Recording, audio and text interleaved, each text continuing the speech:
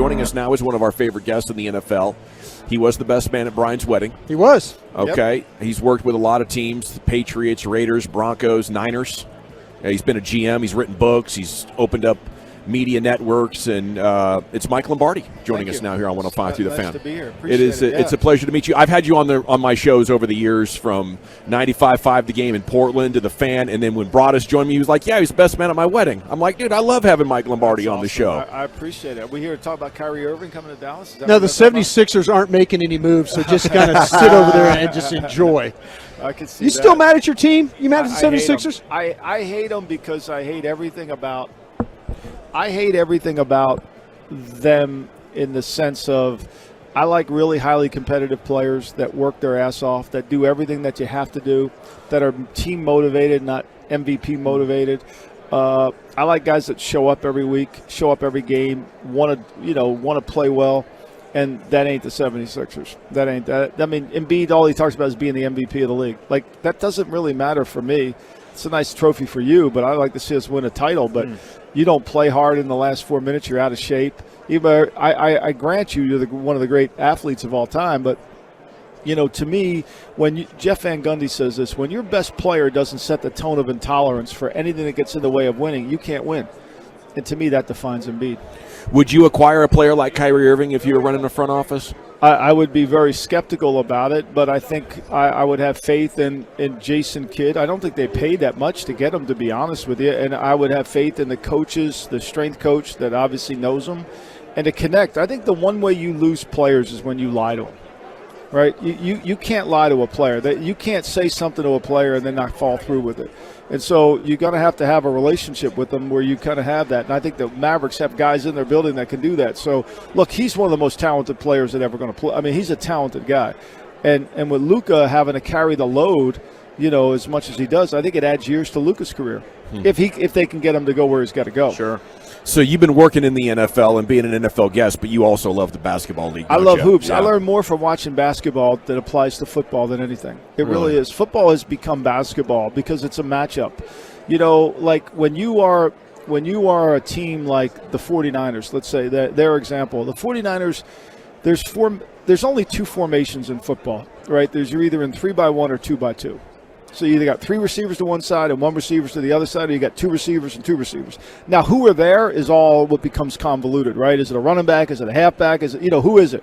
So when you can substitute without substituting. So the 49ers have McCaffrey in the backfield, and they've got their fullback in the backfield, and they've got a tight end, and they got two receivers. So they're in 21 personnel. But then they take McCaffrey and they line him up in the slot. Now they're in 11. Okay? Or they take the fullback and extend them out. Now they're in 10. Yeah. So they can change to any position, and you can't substitute. Because if you go nickel against that group, they're going to run you out of it. If you stay base in that group, they're going to spread you out of it.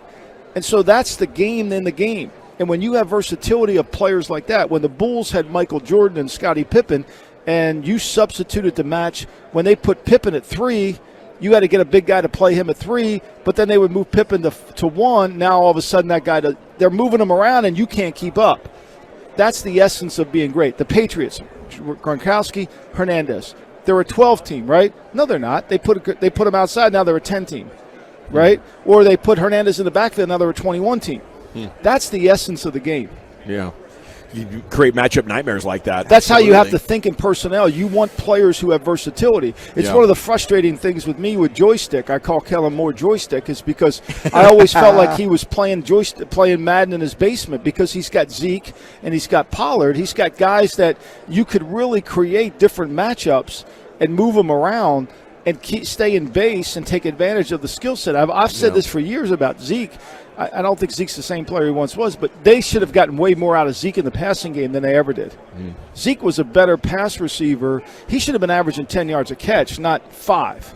Yeah, we thought he had that skill set coming out of college. That's a great point. Now, are you surprised that Jason Garrett hasn't found another head coaching job, Mike? The Clapper? No, I'm not. I think, to me, look, if anything, Jason in New York, right? So we all have a chance to, if you get a chance, you have a chance to reestablish your career.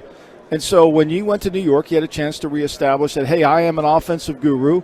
I can coach quarterbacks and I can develop an offense. He goes there, and that doesn't happen, right? It doesn't happen. It falls flat. And then the next guy comes in with the same players and does something really well.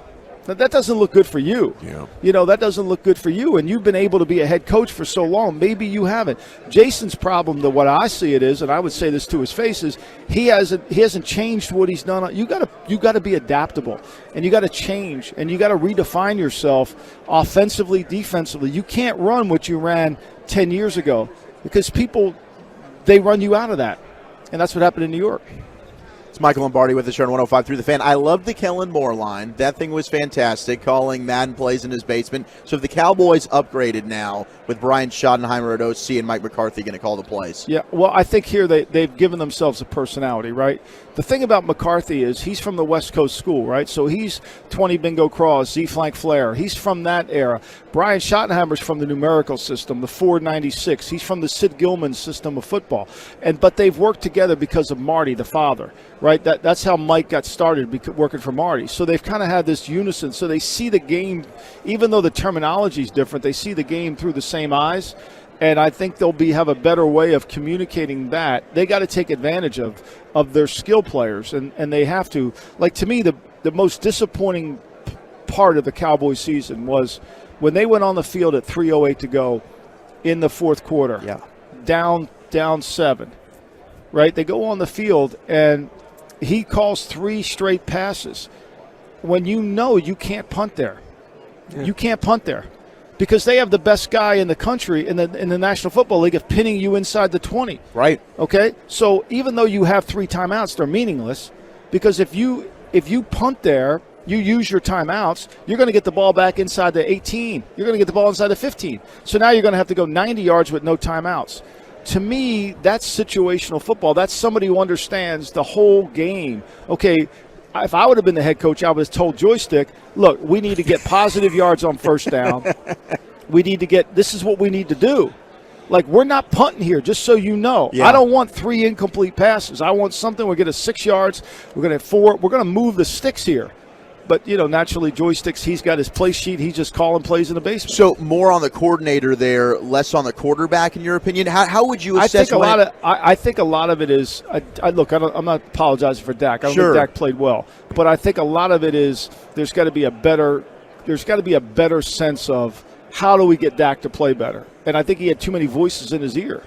You can't have that many people talking to the quarterback. Michael, where are you on about these quarterbacks being paid? Where is there? Is there a certain point? And when you and I worked together, we never really. I don't remember ever talking about the quarterbacks as much. But I just wonder where you see it now. It seems like you're automatically a $40 million guy. It's unbelievable. Well, we have a hard thing in the world today is saying who's great and who's good. Yeah. People have a hard time. You can't overpay for good. You can't overpay for greatness, but you can overpay for good. Yeah. Like, Dak's a really good player. They're overpaid for him. But you got to communicate that to the agents because he cost you 4 or 5 players by overpaying them. Like this game, for example, is interesting, right? So the worst special teams in all of football is the Chiefs because they're paying Mahomes. So they got all these young kids covering kicks that aren't really ready to cover kicks. They're just young guys running down. Who's the second worst team? The Eagles. Because they got all this money tied up into all these other players, right? So it affects your kicking game. So when you lose all these guys to a cap because you got to pay like Cowboy fans pray that Daniel Jones gets $40 million a year. Yes. And I would go to VSiN, I would listen to the show, I would go to the book, and I would bet that they'll go with their under total next year. Mm-hmm. If they pay him $40 million, they will not be as good as, and they're not any good. Let me just put this clearly: the Giants are not a playoff team. They got in there because of that. So I think, to me, when you have to pay the quarterback, you got to give and take now. The Eagles are going to have to pay Hurts. They're not going to be able to have the Ndamukong Suh, Linville Jones, all these backups floating around. They're not going to be able to keep Andre Dillard as a backup, and pay Mo. They're going to have to be able to do. They're going to have to make decisions along the way. How do you decide when it's time to move on from the quarterback? It seems like the Cowboys are about to double down on Dak by extending him. Well, to me, the only way you can move on is when you decide you have to. The best time to draft a quarterback is when you have one. Right? The best time to draft one is when you have one. And in this league, there were 70 quarterbacks that end up playing in the position this year. the most since the 87 strike. So you need 2 of them. So, and Cooper Rush is going to get paid now, too. Somebody's going to look at, like, if I were Kyle Shanahan and I watched Cooper Rush, why wouldn't I sign Cooper Rush?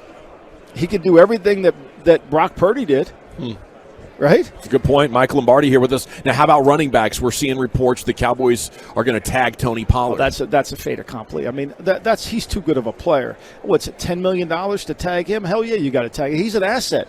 You going to let him walk away? That guy tilts the field. You see, I think we have to get past this notion of don't pay running backs. That's from the analytical community. Yeah. Don't pay running backs. I agree. Don't pay a runner. Pay a weapon. Okay.